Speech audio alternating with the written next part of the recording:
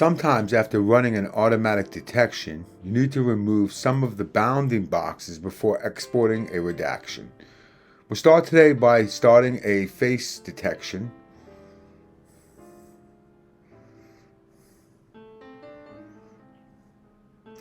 You'll see that Redactor has located and drawn a bounding box around all the faces. For the purposes in this demo, we're going to say the man in the red jacket is the person of interest, and we need to remove the bounding boxes from the man in the red jacket before we can export. You'll see that he has bounding box number 4 and bounding box number 18.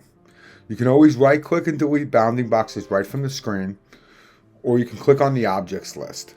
Find the corresponding numbers to the bounding boxes, number 4 and number 18, and you can right-click and delete. You can also hold down the Shift button and grab as many boxes as you'd like, and right-click and delete selected objects. As you'll see now, the bounding boxes have been removed from the person in the red jacket. We can now render and export the video.